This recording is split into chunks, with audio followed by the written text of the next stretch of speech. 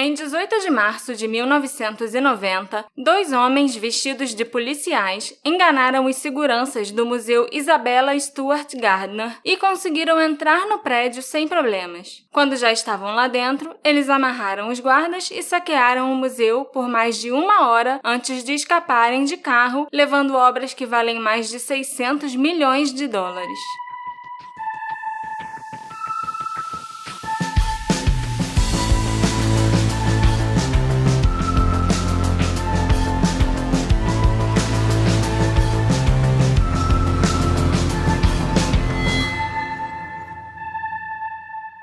Olá, assistentes! Tudo bem com vocês? Eu sou a Marcela, sua detetive do sofá, e nos últimos dias eu estava procurando casos mais diferentes para apresentar para vocês, e eu resolvi procurar algum roubo famoso e, é claro, não solucionado. A gente já fala tanto de desaparecimentos e assassinatos que de vez em quando é bom variar um pouco, e eu sinceramente espero que vocês gostem desse episódio. Você gostou dessa ideia, Alexandre? Eu achei excelente variar um pouquinho, pegar um caso de roubo não solucionado. Roubo de arte eu acho que é mais difícil de solucionar, né? Quando o roubo é bem executado, é lógico. Porque é mais difícil você conseguir rastrear uma arte roubada. Ela nunca vai parar numa casa de leilão ou simplesmente numa loja. Existe todo um mercado negro de arte funcionando por baixo dos panos, então é mais difícil de ser rastreada. Às vezes, 1 século depois que a peça vai surgir de novo em algum lugar. É a primeira vez que, pelo menos, eu vejo um podcast falar de roubo. E roubo também é crime real, gente. Então, geralmente a gente vê roubo naqueles filmes de... tipo do Brad Pitt, do George Clooney. Qual é o nome desse filme? 11 Homens e um Segredo. 11 Homens e um Segredo. Ou 12 ou 13. E esses filmes são bem legais, eu gosto muito. E vamos ver um caso real aí e ver o quanto ele se parece ou não com um filme de assalto. Não sei se parece tanto com 11 Homens e um Segredo, não, mas é um caso legal. E os ladrões também não eram gatos que nem o Brad Pitt e o George Clooney, acho que, né? Aí a gente dá uma murchadinha, mas tudo bem. Hoje, nós vamos discutir o roubo do Museu Isabella Stewart Gardner, que aconteceu em 1990. Até hoje, os ladrões não foram identificados e as obras de arte valiosíssimas nunca foram encontradas. O caso permanece aberto e o museu oferece uma recompensa de 10 milhões de dólares por informações que levem à recuperação dos itens roubados. Esse museu, Isabella Stewart Gardner, foi construído sob a orientação da colecionadora de arte de mesmo nome, Isabella, para abrigar sua coleção de arte pessoal. O museu foi aberto ao público em 1903 e Isabella continuou expandindo a coleção dela e organizando, lá no museu, até ela morrer em 1924. Ela deixou cerca de 3,5 milhões de dólares para o museu em seu testamento e estipulou que nenhum item da coleção poderia ser vendido, nem comprado, e que todos os itens deveriam permanecer exatamente no mesmo lugar que ela havia posicionado. Ela era só um pouquinho controladora, né? Eu até entendo não poder vender nada da coleção, que ela passou a vida inteira juntando, mas é estranho não poder comprar mais nada e é estranho não poder mudar nada de lugar, né?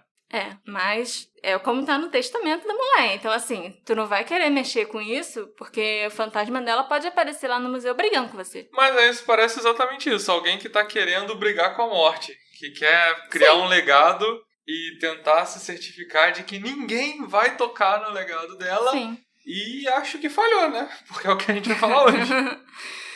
Não basta o museu ter o nome dela e ser da coleção de arte dela. Ela ainda quer que tudo fique no mesmo lugar que ela deixou, entendeu? Na década de 1980, o museu estava com poucos recursos e, por causa disso, ele acabou ficando em más condições. Faltava um sistema de controle climático que é extremamente necessário para preservar obras muito antigas, principalmente quadros, e, além disso, o museu e as obras de arte também não tinham seguro, e o prédio estava precisando de uma manutenção básica. Em 82, o FBI descobriu uma conspiração de alguns mafiosos de Boston que pretendiam roubar um museu. Eles alertaram a administração e eles tiveram que arrecadar fundos para melhorar a segurança do museu. Você não pode receber uma ameaça e ainda deixar do jeito que tá, né? Tem que pelo menos fazer alguma coisa.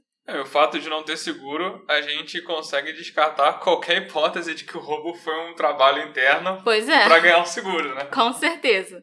Entre essas melhorias estavam 60 detectores de movimento infravermelhos e um sistema de circuito fechado de televisão que consistia em 4 câmeras colocadas em torno do perímetro do edifício. E mais seguranças também foram contratados. Mas não botaram câmeras dentro do museu, né? Dentro do prédio, porque eles acharam até que isso podia ser uma mudança dentro do estabelecimento e que podia estar proibida também pelo testamento da Isabela. Caraca, tava bem amarrado mesmo. Tava.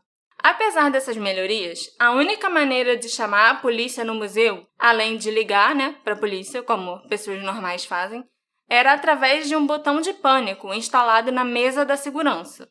Por volta de meia-noite, do dia 18 de março de 1990, um Dodge Daytona vermelho parou a menos de 100 metros da entrada lateral do museu ao longo da Palace Road.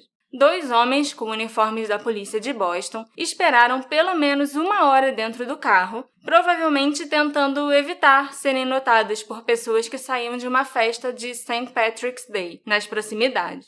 Haviam 2 seguranças trabalhando no museu naquela noite, Richard Ebath e Randy Hastings, e eles eram as únicas pessoas no prédio. O museu inteiro só tinha 2 seguranças? Sim, no turno da noite ficavam 2 seguranças lá dentro, e mais ninguém. O Richard já trabalhava no turno da noite regularmente, mas aquele era o primeiro dia do Randy trabalhando nesse turno. Então, coitado. Logo na primeira vez que o cara foi trabalhar no turno da noite, já roubaram o museu. Eu acho que eu ia me sentir péssimo. Eu acho que eu ia me sentir desempregado e eu ia procurar outro emprego. Não, mas ele tem muito menos culpa no roubo do que o outro segurança. Eu acho, né? Mas vamos chegar lá. A política de segurança interna exigia que um dos guardas ficasse patrulhando as galerias com uma lanterna e um walkie-talkie, enquanto o outro ficava sentado na mesa da segurança. O Richard foi quem fez a patrulha primeiro, e durante a sua ronda, alarmes de incêndio soaram em diferentes salas do museu, mas ele não conseguiu localizar nenhum fogo nem mesmo fumaça. Ele foi até a sala da segurança, onde o painel de controle do alarme de incêndio indicava fumaça em várias salas diferentes. Ele presumiu que estava rolando algum tipo de mau funcionamento, mau contato, alguma coisa assim, e desligou o painel. O Richard voltou a patrulhar, e antes de completar a ronda, ele fez uma rápida parada na entrada lateral do museu. E nesse momento, ele abriu e fechou rapidamente a porta lateral que dava para Palace Road, alegando mais tarde que ele tinha sido treinado para fazer isso para garantir que a porta estava trancada. Depois de completar a ronda, o Richard ocupou o lugar na mesa de segurança por volta de 1 da manhã e foi a vez do Randy começar a ronda dele. Richard é o que trabalhava mais tempo e o Randy foi o que era o primeiro dia. Isso. Essa porta que ele abriu era a porta que os assaltantes estavam esperando? Exatamente. Por isso que foi bem estranho. Era a porta onde o carro vermelho estava parado, desde meia-noite. E isso já era quase 1 da manhã. Mas não foi assim que os assaltantes entraram? Foi por essa porta, mas não foi nessa hora, entendeu? Ah, tá. Exatamente a 1h24 da manhã, os 2 homens que estavam desde meia-noite no carro do lado de fora do museu apertaram a campainha e disseram para o Richard que eles eram policiais e que tinham ouvido no rádio um chamado para lidar com um distúrbio no pátio do museu e pediram para entrar. O Richard sabia que ele não devia permitir a entrada de ninguém, mas ele não tinha certeza se essa regra também se aplicava a policiais, o que é compreensível, né? Você é segurança, você não pode deixar ninguém entrar, ok. Mas e a polícia? Eu também não posso deixar a polícia entrar? Eu entendo a dúvida dele, né? O Richard também não estava ciente de qualquer perturbação acontecendo dentro do museu. Mas ele teorizou que, como era St. Patrick's Day, talvez algum bêbado ou algum engraçadinho saindo de uma festa tivesse pulado o muro e alguém tivesse visto e relatado para a polícia. Como os homens estavam usando uniformes da polícia de Boston, que o Richard viu através de uma das câmeras externas, ele acreditou que eles realmente eram policiais, e então permitiu a entrada dos 2. Quando os intrusos entraram, eles foram até a mesa de segurança e perguntaram para o Richard se tinha mais alguém no museu. Ele confirmou, sim, que tinha outro segurança, e os policiais pediram que ele chamasse o Randy pelo rádio e pedisse para ele descer e se juntar a ele ali na mesa do segurança. Um dos 2 homens, então, disse para o Richard que ele parecia muito familiar e que podia ter um mandado de prisão contra ele. Do nada? É. Aí o Richard saiu de trás da mesa, onde ficava o único botão de alarme para alertar a polícia, e ele foi rapidamente questionado sobre a identidade dele e ordenado a ficar de frente para a parede e foi algemado. Ele estava imaginando que a prisão era algum mal-entendido, até que ele percebeu que ele não tinha sido revistado antes de ser algemado, e que o bigode de um dos 2 policiais era falso e parecia ser feito de cera. O cara tava com aquele óculos que veio um bigode, o bigode e o óculos junto. É, tipo isso, sabe? Só que ele demorou muito a perceber. O Randy chegou alguns minutos depois e também foi algemado e perguntou para os invasores o que estava acontecendo, né? Por que os 2 seguranças estavam sendo presos? Demorou a cair a ficha. Os homens explicaram que não, eles não estavam sendo presos e, na verdade, aquilo era um assalto. Teve que explicar. Teve que explicar com todas as letras, eles entendeu? Pegaram uma folha de papel, olha, vou desenhar aqui pra você.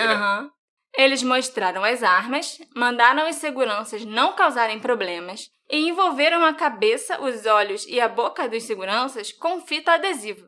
Depois, sem nem ter que perguntar a direção para onde ir, os ladrões levaram Richard e o Randy até o porão do museu, onde eles foram algemados a canos. Os pés e as mãos dos 2 também foram envolvidos com fita adesiva. É bizarro eles saberem exatamente aonde ir para chegar no porão do museu. Porão ao qual o público não tem acesso. Mas é um museu de acesso livre, né? Mesmo assim, museus geralmente são grandes, tem várias salas diferentes, então assim... Muito provavelmente, se eu fosse chutar, seria uma porta que não era de acesso ao público. Então, uma pessoa que chega para justamente ver qual é e mapear e eu ver quais são os locais que não são de acesso público e iam falar, provavelmente aquela passagem pode ser pro porão ou realmente eles tinham conhecimento prévio.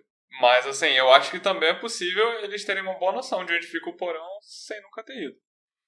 Os ladrões examinaram as carteiras dos guardas e disseram que sabiam onde eles moravam e que se eles não contassem nada às autoridades, eles receberiam uma recompensa em cerca de 1 ano. Ia demorar para chegar a recompensa. Tipo Casa de Papel? É. Os ladrões levaram 11 minutos para subjugar os guardas, então era cerca de 1h35 da manhã quando eles saíram do porão. Como o museu era equipado com detectores de movimento, tudo que os ladrões fizeram no museu foi registrado. A primeira sala na qual eles entraram foi a sala holandesa, no 2º andar.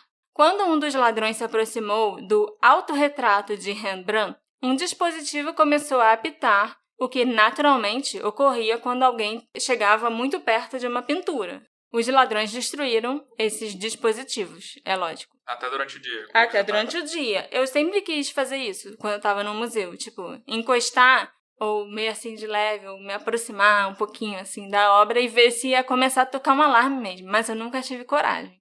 Aparentemente isso acontece de verdade, né? Ainda bem que você nunca teve coragem. Porque provavelmente eu ia estar contigo e ia estragar o dia. Mas eu tenho vontade. Eles tiraram o autorretrato do Rembrandt da parede e tentaram tirar a tela da moldura de madeira, o que foi impossível, porque eles demoraram muito para perceber que a pintura tinha sido feita direto na madeira. Não era uma tela, entendeu? Então, era um pedaço de madeira emoldurado com mais madeira. E era muito, muito pesado e muito difícil de transportar. Então, eles simplesmente largaram lá no chão. Em vez disso, eles levaram um outro autorretrato do Rembrandt, que era menor e mais antigo do que o que eles originalmente tentaram levar. Os ladrões, então, retiraram da parede os quadros A Tempestade no Mar da Galileia e Uma Senhora e um Cavalheiro de Preto, ambos também do Rembrandt, e os jogaram no chão de mármore para quebrar o vidro da frente. Eles, então, usaram uma lâmina para cortar as telas e tirar as telas das molduras. E quando eu li isso, o meu coração chegou a doer, porque eles simplesmente saíram cortando obras de arte muito valiosas. Cortando, sabe? É triste você saber que uma coisa que durou tantos séculos... Alguém vai lá, pega um estilete, corta e arranca. Eles fizeram a mesma coisa com o Concerto, do Vermeer, e a Paisagem com um Obelisco, do Govert Flinck. A última peça que eles levaram da sala holandesa foi um vaso chinês de bronze da dinastia Shang. Eu tava achando que eles estavam mirando só nos Rembrandt, mas não. Não era só o Rembrandt, não. Eles também levaram coisas de outros pintores. Do Vermeer, levaram um vaso, levaram um Manet. Às 1h51 da manhã, enquanto um ladrão continuava trabalhando na sala holandesa, o outro entrou em um corredor estreito, apelidado de Galeria Curta, na outra extremidade do segundo andar. O outro ladrão se juntou a ele em breve. Nessa galeria, eles começaram a remover os parafusos de uma moldura que exibia uma bandeira napoleônica, provavelmente em uma tentativa de roubar a bandeira. Mas eles desistiram no meio do caminho, já que nem todos os parafusos foram removidos, e aí eles apenas pegaram o remate de águia exposto no topo do mastro da bandeira. Aquele enfeitezinho que fica em cima? Isso. Eles também levaram 5 esboços do Degas, que ficavam expostos nessa galeria. Os ladrões, então, desceram para o primeiro andar e entraram na sala azul, onde eles roubaram a tela Chesterton de Manet. O estranho é que os registros do detector de movimento mostram que os únicos passos detectados na sala azul naquela noite aconteceram 00h27 e depois 00h53, que são os horários correspondentes à ronda que o Richard estava fazendo. Os ladrões nesses 2 horários ainda não tinham nem entrado no museu. Então como que os ladrões conseguiram entrar na sala sem ser detectados? Eles ficaram se mexendo bem devagar? Acho muito difícil, porque eram muitos detectores que tinham no museu. É estranho. Enquanto eles se preparavam para sair do museu, os ladrões ainda verificaram os guardas uma última vez e perguntaram se eles estavam confortáveis. Que legal, pelo menos eles trataram bem os reféns, né? Mas ninguém fica confortável algemado a um cano com a cabeça toda enrolada em fita adesiva. Eles então foram até o escritório do diretor de segurança do museu, onde eles pegaram as fitas de vídeo que registravam a entrada deles na porta lateral do museu e pegaram também os dados que tinham sido impressos pelo equipamento de detecção de movimento. Só que esses dados de movimento ainda ficaram salvos num disco rígido que permaneceu intocado. A moldura da pintura do Manet, o Chesterton, foi deixada em cima da cadeira do diretor de segurança. Tipo, tá vendo? Peguei a pintura e ainda larguei a moldura na sua cadeira. Tá vendo como eu sou ousado? Os ladrões, então, iniciaram a movimentação para retirar as obras de arte do museu.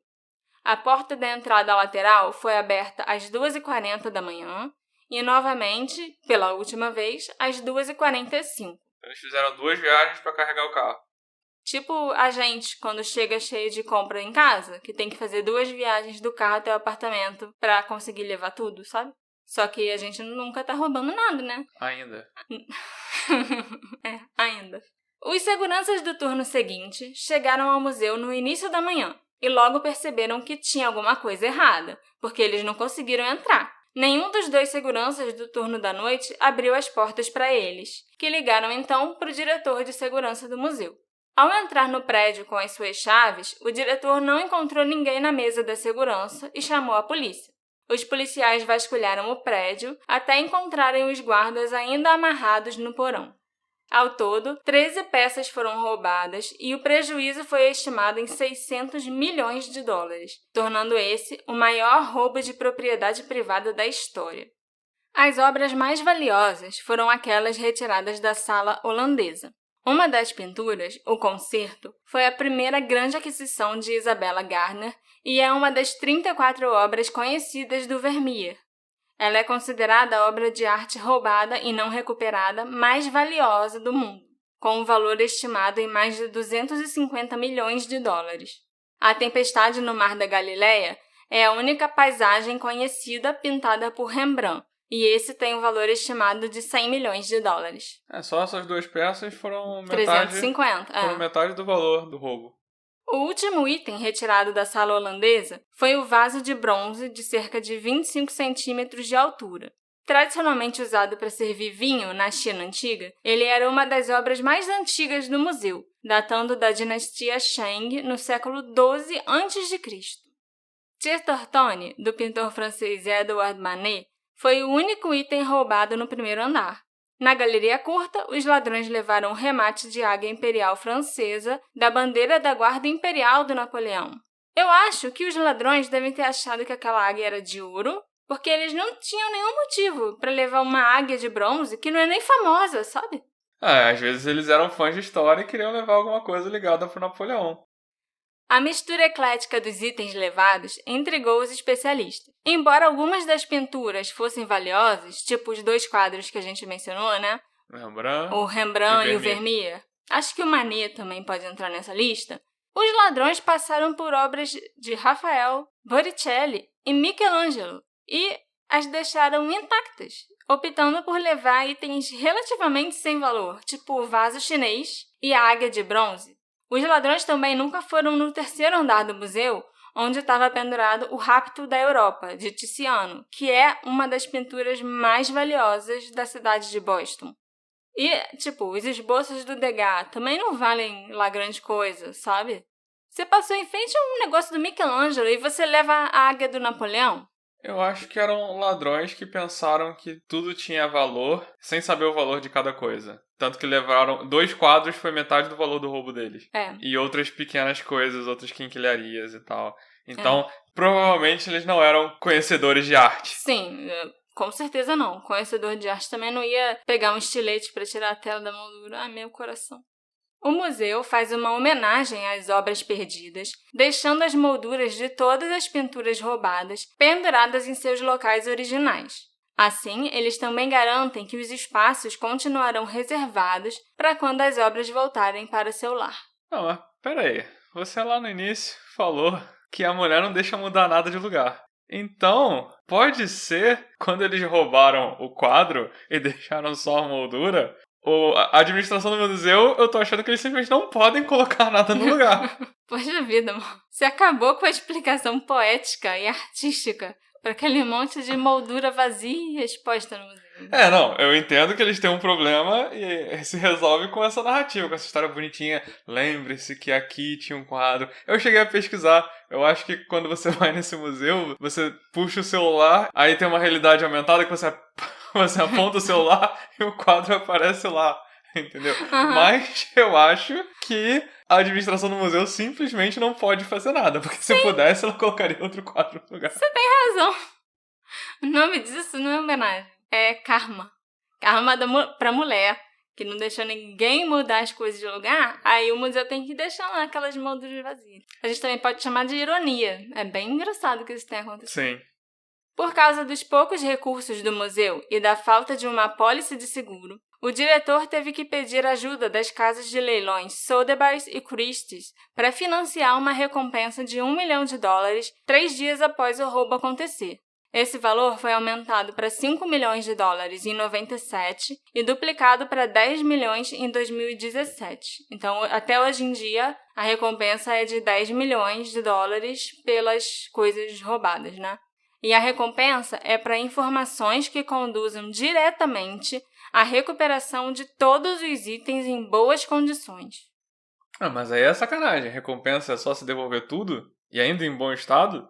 Se eu souber só onde está uma das obras de arte, aí eu não ganho recompensa nenhuma? Aí eu não acho que vale a pena devolver ou avisar. Por isso que aquele vaso chinês esquisito tá aqui na nossa sala até hoje, amor. Em 1994, a diretora do museu, Anne Hawley, recebeu uma carta anônima. Os autores da carta explicaram que eles eram negociantes terceirizados e não sabiam a identidade dos ladrões. Senta lá, Cláudia. Eles explicaram que as obras de arte estavam sendo mantidas sob condições climatizadas controladas e que eles queriam imunidade para eles próprios e para todos os outros envolvidos. Então estava guardado melhor do que no museu, né? Tava, lógico. O museu mesmo não tinha esse sistema de climatização. O museu deveria providenciar $2,6 milhões que deveriam ser depositados numa conta bancária offshore ao mesmo tempo em que as obras de arte fossem devolvidas. Se o museu estivesse interessado em negociar, eles deveriam publicar uma mensagem no The Boston Globe. Para estabelecer credibilidade, os autores deram informações sobre o roubo que eram conhecidas só pelo próprio museu e pelo FBI na época. A Anne sentiu que essa era uma pista muito boa, então ela contatou o FBI e o Boston Globe e uma mensagem foi impressa na edição de 1º de maio de 94. Eu li o jornal, essa edição de maio de 94, e a mensagem era tão codificada que eu nem encontrei ela no jornal, não. Mas estava lá. Tanto que a Anne recebeu uma segunda carta, alguns dias depois, na qual os autores reconheceram que o museu estava interessado em negociar, mas ficaram com medo do que eles perceberam ser uma investigação massiva da Polícia Estadual e do FBI para determinar as identidades dos envolvidos. Não. Pois é, né? Eles não viram essa chegada. Os autores explicaram que eles precisavam de um tempo para avaliar as opções que eles tinham e nunca mais entraram em contato com o museu. Provavelmente eles pegaram umas obras de arte, não conseguiram, porque são pessoas, como eu já chutei, que não conhecem arte. Talvez depois que eles roubaram, eles não tinham o que fazer com elas, não tinham como liquidar.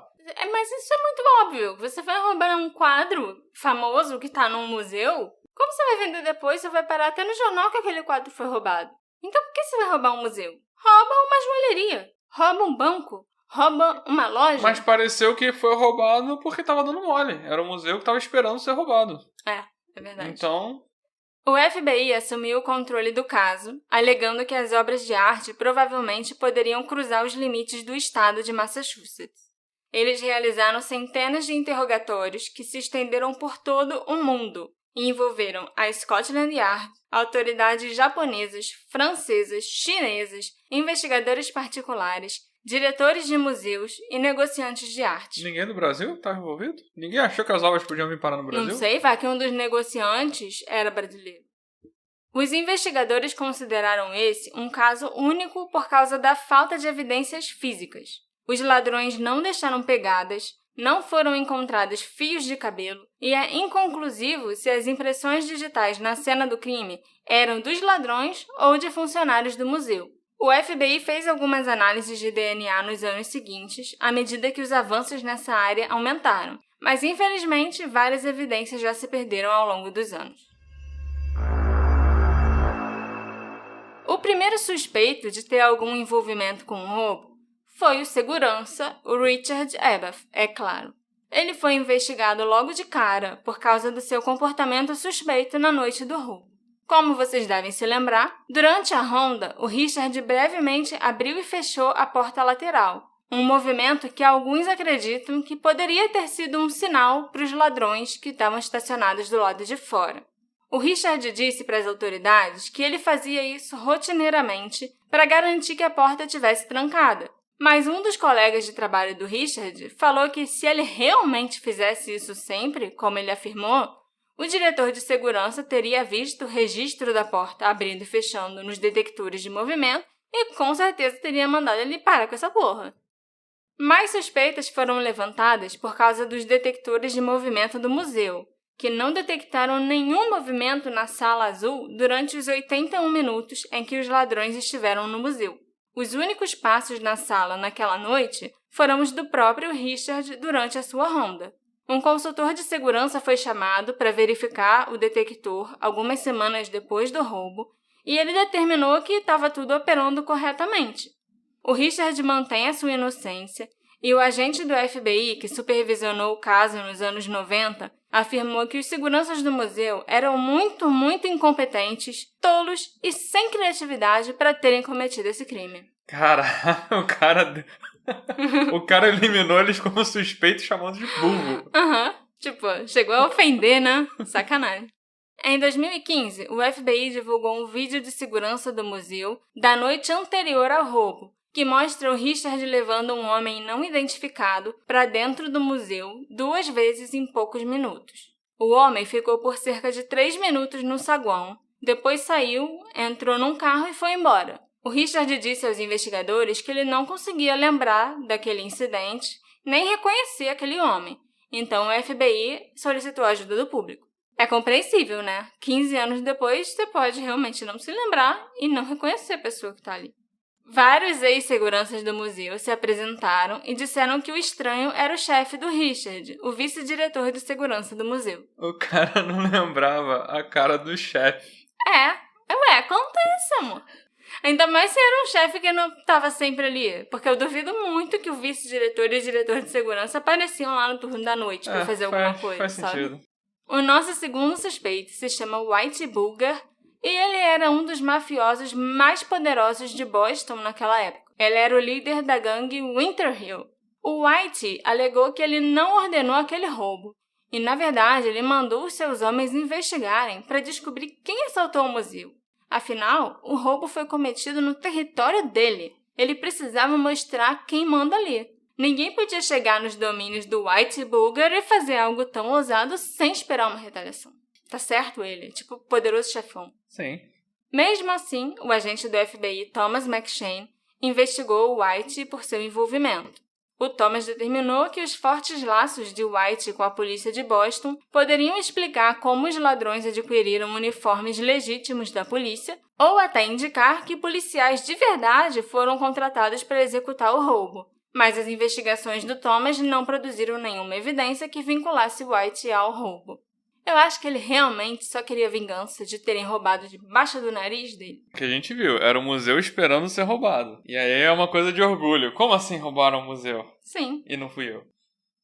O terceiro suspeito se chama Brian McDevitt. E ele era um vigarista de Boston que tentou e não conseguiu roubar a Hyde Collection de Glen Falls, em Nova York, em 81. O Brian se disfarçou de motorista da FedEx, levou algemas e fita adesiva com ele e planejava roubar um Rembrandt. Isso te lembra alguma coisa? Ele também era aficionado por bandeiras e se parecia um pouco com o retrato falado de um dos ladrões. Os paralelos com o caso do Museu Isabella Gardner fascinaram o FBI. Então, eles o interrogaram no final de 1990. O Brian negou qualquer envolvimento no roubo e se recusou a fazer o polígrafo. Já falei. Eu também vou me recusar, tá certo ele. Nunca façam um polígrafo, gente. O FBI analisou suas impressões digitais e elas não correspondiam a nenhuma impressão encontrada na cena do crime. Aí simplesmente deixaram o vigarista de Boston em paz. Nós temos agora uma dupla como os próximos suspeitos. São dois Roberts. Robert Guarantee e Robert Gentile. Eles são irmãos? Não. Não é Guarantee Robert e Gentile Robert. O Guarantee morreu... Eu vou chamar eles pelo sobrenome, porque senão vai ser o Robert e ninguém vai entender que Robert é quem. O Guarantee morreu de câncer em 2004 e a viúva dele, Elaine, disse para o FBI em 2010 que o seu marido já tinha possuído algumas daquelas pinturas que foram roubadas. Mostres nova a mulher do cara, a viúva do cara, né? Tudo bem, ele já tinha morrido, aí você pode dedurar. Ela alegou que quando o marido adoeceu no início dos anos 2000, ele deu as pinturas para o Gentile, para que ele guardasse. O Gentile negou as acusações, alegando que ele nunca recebeu as obras de arte e que não sabia de nada a respeito do paradeiro delas. Poucos dias depois, o FBI invadiu a casa do Gentile em Manchester com um mandado de busca. Eles encontraram uma sala secreta sob um piso falso no galpão do quintal, mas a sala estava vazia. O filho do Gentile explicou que a sala inundou alguns anos antes, e seu pai ficou muito chateado porque o que quer que tivesse armazenado lá estragou e foi perdido. No porão da casa, o FBI encontrou uma cópia do Boston Herald de março de 1990 que falava sobre o roubo, junto com um pedaço de papel indicando por quanto cada obra podia ser vendida no mercado negro. Mas nenhuma evidência conclusiva foi encontrada para indicar que o Gentile realmente já teve as pinturas. E muito menos para falar que o Guarantee também teve as pinturas e entregou para o Gentile. Mas existe a possibilidade das obras de arte terem ficado naquele quarto que foi inundado e que já era. Assim, em uma outra entrevista que ele deu recentemente, não foi nem para a FBI, foi para a imprensa, se eu não me engano, o Gentile falou que o que tinha lá naquele... quarto secreto. Naquela sala secreta eram alguns motores que aí estragaram por causa da inundação. Porque você precisa esconder seus motores. Sim. E motores de quê também, né? Por que a pessoa guardaria um monte de motores numa sala secreta? Mas foi o que ele falou. Eu acho que é mentira. Até porque ele tá ligado ao nosso próximo suspeito. O próximo suspeito se chama Bob Donati, e a história dele tem conexão com vários outros mafiosos locais. Eu não sabia que Boston tinha tanto mafioso, como eu estou sabendo agora por causa desse caso. E são mafiosos italianos, né? Porque... mafiosos italianos, e assim, são várias máfias, várias famílias, né, diferentes, várias gangues diferentes. O envolvimento do Bob no roubo do museu foi insinuado depois que o notório ladrão de arte da Nova Inglaterra, Miles Connor Jr., falou com as autoridades. O Miles estava na prisão no momento do roubo, mas ele acreditava que o Bob tinha sido um dos mentores do roubo. Eles dois já tinham trabalhado juntos em roubos de arte anteriores, e o Miles revelou para a polícia que os dois já tiveram no Museu Gardner, dando uma conferida no local e tal, e já tinham discutido a possibilidade de roubar aquele museu. Como o Bob acabou morrendo numa guerra de gangues em 91, o Miles sugeriu aos investigadores que conversassem com um homem chamado William Youngworth, que era um negociante de arte no mercado negro.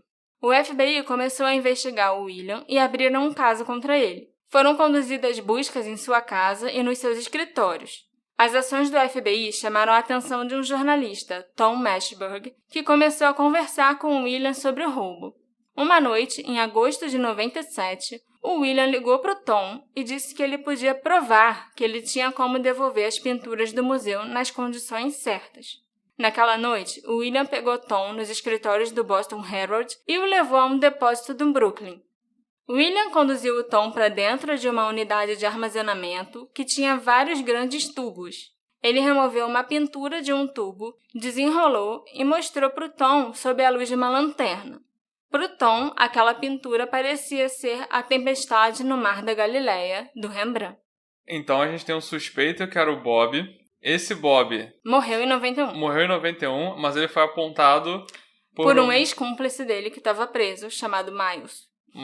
E aí, como o Bob já tinha morrido, o Miles falou, procura esse negociante de arte que trabalha no mercado negro, chamado William Youngworth, porque ele pode saber alguma coisa a respeito dos quadros, ou o próprio Bob pode ter entrado em contato com ele para desovar os quadros. Aí, o FBI investigou o cara, não deu em nada, mas esse William entrou em contato com o jornalista. Sim, os dois ficaram anos conversando, até um dia o William pegar o Tom na sede do jornal e levar ele para esse depósito, onde ele mostrou, só com a luz de uma lanterna, esse quadro que ele desenrolou lá de dentro do tubo. Que parecia ser o Rembrandt, a única paisagem do Rembrandt. A única paisagem do Rembrandt, A Tempestade no Mar da Galileia. Tá, tô acompanhando. O Tom, jornalista do Boston Herald, escreveu sobre a sua experiência omitindo detalhes para esconder a identidade do William e a localização da pintura. A localização, daquele armazém para onde ele foi levado. Ele relatou que o seu informante disse para ele que o roubo foi organizado por 5 homens e identificou nosso suspeito, Bob Donati, como uma das mentes por trás desse roubo. O FBI descobriu a localização do armazém vários meses depois e o invadiu, mas já não encontraram mais nada lá dentro. A veracidade das afirmações do William e a autenticidade da pintura mostrada para o Tom foram contestadas, é claro. O William, então, forneceu lascas de tinta que ele retirou da pintura para o Tom e o Tom deu para o FBI. O FBI analisou essas lascas de tinta e relatou que elas eram, sim, da era do Rembrandt, no século XVII, mas elas não combinavam com os óleos e as cores usadas na Tempestade do Mar da Galileia. O museu começou a tentar negociar com o William depois que a história do Tom foi publicada no jornal. As autoridades duvidaram dessa história do William e queriam que o museu encerrasse as negociações, a não ser que ele fornecesse evidências mais confiáveis de que ele realmente tinha acesso àquelas obras. O William novamente forneceu um frasquinho com outras lascas de tinta e ele também deu 25 fotos coloridas da Tempestade no Mar da Galileia e da pintura Uma Senhora e um Cavaleiro de Preto, ambas do Rembrandt. Uma declaração conjunta do museu e de investigadores federais anunciou que as lascas de tinta não eram de nenhum dos 2 Rembrandts roubados. Mas há especulações de que a tinta podia, na verdade, ser do quadro O Concerto, do Vermeer, mas isso nunca foi comprovado. E as fotos? Ele mostrou fotos. Mostrou as fotos, mas o que o FBI fez com essas fotos eu não sei. Talvez eles tenham achado que as fotos eram falsas. Tinham fotos, sim, exatamente dos quadros roubados. Em 2014, um outro jornalista investigativo entrevistou um mafioso que, na época do roubo, era um dos líderes da gangue na qual o Bob Donati era membro. E esse homem confirmou que foi o Bob, sim, que organizou o roubo. Ele também explicou que ele foi visitado por Bob na prisão e o Bob confirmou para ele que tinha roubado as obras com a finalidade de negociar para libertar o mafioso da prisão. Mas as negociações nunca ocorreram porque o Bob foi assassinado. E isso era bastante comum. O próprio ex-comparsa do Bob, né, que deu início a toda essa investigação, o Miles Connor Jr., ele já tinha negociado a própria liberdade em outra ocasião em troca de arte que ele já tinha roubado, entendeu? Nesse meio de máfia e de mercado negro de arte, isso é bem comum. Esse jornalista acredita que o Bob foi motivado a libertar esse mafioso da prisão porque ele poderia protegê-lo na guerra de gangues que estava rolando em 91, já que ele era um dos líderes. E teria de fato sido bom pro Bob contar com essa proteção, já que foi nessa guerra das gangues que ele morreu mesmo. Então a proteção não ajudou muito. Mas o cara não saiu da prisão. Ele não negociou. Uhum. Se ele tivesse negociado e o cara tivesse saído da prisão, o cara podia proteger ele. Mas não foi o que aconteceu. Ele morreu antes de conseguir negociar. Um amigo do Robert Guaranty, o nosso suspeito anterior, né, que a mulher foi lá e dedurou ele pra polícia, também corroborou que o Bob Donati organizou o roubo e que foi o Bob quem deu as pinturas para o Guaranty quando ele se preocupou com a sua própria segurança. O Bob era amigo íntimo do Guaranty e os dois, inclusive, foram vistos em um bar poucos dias antes do assalto com uma sacola de uniformes da polícia. O FBI anunciou um progresso significativo na investigação em março de 2013. Eles relataram com alto grau de confiança que identificaram os ladrões que eles acreditavam serem membros da gangue Merlino. Eles também acreditam que as obras de arte foram transportadas para Connecticut e para Filadélfia nos anos que se seguiram ao roubo. Algumas das obras de arte poderiam ter sido até colocadas à venda na Filadélfia no início dos anos 2000, incluindo a Tempestade no Mar da Galileia, mas não se sabe o que aconteceu com as obras depois dessa tentativa de venda. Em 2015, o FBI afirmou que os 2 ladrões que roubaram o museu em 1990 estavam mortos. Essa gangue Merlino era a gangue que o Bob fazia parte? Eu tenho quase certeza que sim, mas não é tão fácil quanto parece você rastrear e descobrir de onde, a qual gangue o cara morto pertencia. Uhum. Até porque eu acho que isso é mais coisa da cultura, assim, de rua de Boston, sabe? Não tem tantos registros na internet sobre as gangues e os mafiosos, as famílias de mafiosos da época. Comunidade do Orkut. Ex-membros da família Merlino. Era 1990, ainda não tinha nem Orkut, amor. Eu já estava encerrando esse roteiro quando eu me deparei com 2 novos possíveis suspeitos do roubo. Um casal chamado Jerry e Rita Alter. Eu encontrei um artigo do Washington Post que descreve um caso interessante em que a recuperação de uma pintura roubada revelou um mistério maior ainda. Quando Jerry e a Rita Alter morreram, uma pintura original do William de Kooning, avaliada em 160 milhões de dólares, foi encontrada pendurada na parede do quarto deles. Essa pintura tinha sido roubada do Museu de Arte da Universidade do Arizona, em Tucson, em 1985. E algumas evidências sugerem que os 2 realmente foram os ladrões originais da pintura. Eles estavam em Tucson no dia anterior ao roubo, eles tinham um carro e tinham roupas muito parecidas com as dos ladrões. O Jerry e a Rita eram professores de escolas públicas durante a vida inteira deles. E eles viajaram para 140 países e tinham mais de 2 milhões de dólares no banco quando eles morreram. De onde veio esse dinheiro?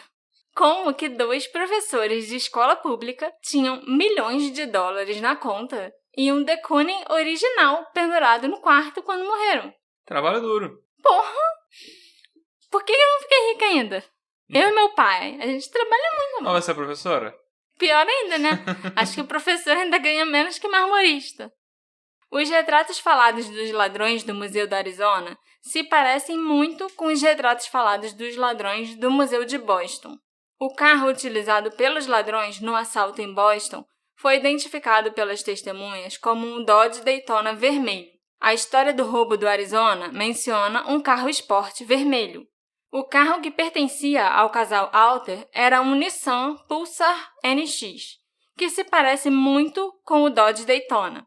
Seria muito fácil alguma testemunha confundir os 2 modelos de carro, que eram da mesma cor. Inclusive, eu estava falando com um sobrinho do Jerry e da Rita Alter, e ele confirmou que, foi ele que encontrou o quadro lá na casa dos tios e, tipo, não entendeu nada, né? Mas não fazia ideia que era um quadro famoso de um pintor famoso que valia tanto. Então ele vendeu o quadro para uma lojinha de antiguidade da cidade que ele morava. E aí a lojinha de antiguidade o cara avaliou e tal, aí veio um outro... Porque essas lojas de antiguidade trocam muita informação e mercadoria tá, entre si. Porque às vezes o que interessa em uma cidade não vai interessar em outra. E aí, nisso, veio vários donos de lojas de antiguidade, peritos, não sei o quê, para examinar o quadro. Foi um episódio de trato feito. Sim, e, tipo, em questão de horas, depois que o quadro chegou na loja de antiguidade, todo mundo já sabia que aquilo era um de Kooning original. E que tinha sido roubado há anos atrás, no Museu do Arizona. E aí ele levou um susto, esse sobrinho. Tenho certeza que a polícia desceu com força nele. Sim! E ele falou pra mim também que é engraçado que tinham carros vermelhos nos 2 roubos, tanto de Boston quanto o de esse do Arizona. E os tios dele só compravam carro vermelho. Eles nunca tiveram carro de outra cor. Era sempre carro vermelho.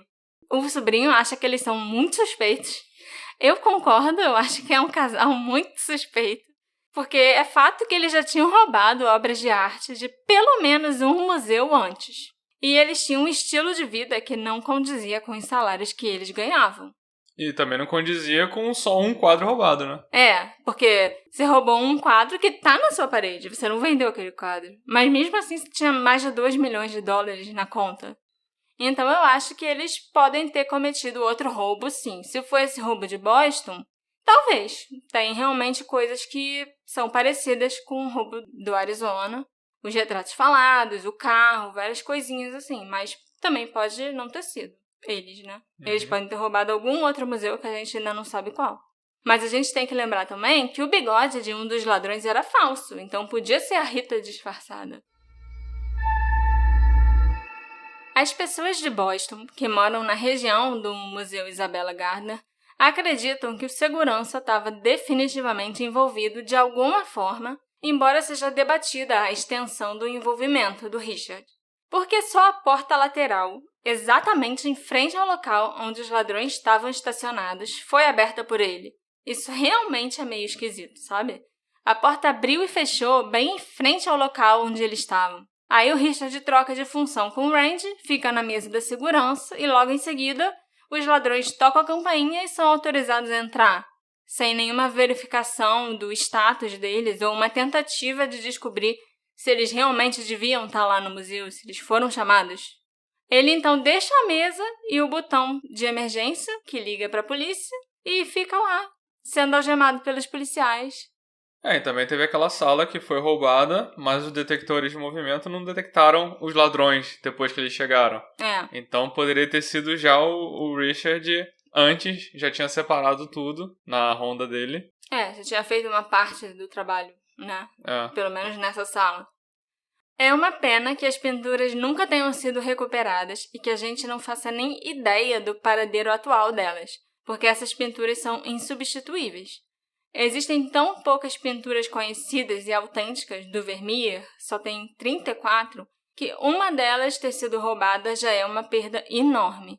E a não ser que colecionadores tenham conseguido obter as pinturas, eu tenho certeza que elas não estão sendo bem tratadas, pelo menos não estão sendo armazenadas como deveriam. Eu duvido muito que um ladrão esteja se preocupando com as condições climáticas corretas, sabe? Ainda mais que os ladrões não foram tão espertos e ainda cortaram as pinturas da moldura, o que é ultrajante, eu ainda estou revoltada com isso. Sendo que as pinturas valeriam muito mais se elas estivessem nas molduras originais. O mercado negro de arte é muito fascinante e falsificações de alta qualidade costumam ser tão valorizadas quanto originais. Obras de arte roubadas geralmente acabam sendo vendidas no mercado negro por muito menos do que o valor estimado. Todas as obras de arte roubadas do Gardner, que valem $600 milhões, seriam vendidas no mercado negro hoje por cerca de 10 milhões. Então, é vantajoso para os colecionadores e negociadores inescrupulosos e também é vantajoso para os ladrões, que podem ganhar milhares ou até milhões de dólares. Lógico que não vão ser os 600 milhões, mas 10 milhões acho que já tá bom, né? Recentemente, eu li alguns artigos sobre roubos de arte que mencionaram que as obras de arte estão começando a substituir dinheiro em transações no submundo. Por exemplo, traficantes de drogas trocam as drogas por obras de arte roubadas como uma garantia ou substituem o dinheiro pelas obras, porque elas vão sempre manter aquele valor, independente de valorização ou desvalorização da moeda e de inflação. E isso também força a transação a acontecer clandestinamente, porque você não pode procurar a polícia para reclamar que o seu Vermeer foi roubado, sendo que ele já era uma obra de arte roubada antes de você adquirir. Então o traficante fica tranquilo, porque ele sabe que você não vai procurar a polícia, ao contrário do que você poderia fazer falando, olha, fulano roubou de mim $100.000. Aí a polícia pode investigar. Agora, você não vai chegar pra polícia e falar, fulano roubou meu quadro roubado. A polícia vai te prender na hora, entendeu? Não, e obras de arte, e não necessariamente de pintores famosos, também são usadas como lavagem de dinheiro. Sim. Porque a arte é uma coisa que o valor é subjetivo, então eu quero receber dinheiro de você, mas é um dinheiro de uma origem esquisita.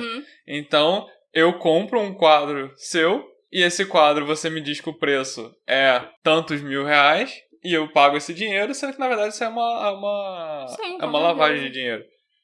Apesar dos esforços do FBI e de várias investigações no mundo todo, nenhuma prisão foi feita e nenhuma obra de arte foi recuperada. Qual dos nossos suspeitos você acha que tem mais chances de ser o culpado do roubo? Gostou desse episódio diferente? Me encontra lá nas nossas redes sociais, @detetive-do-sofá, e me conta o que você achou. A gente se encontra na próxima investigação. Tchau, tchau. Tchau, tchau.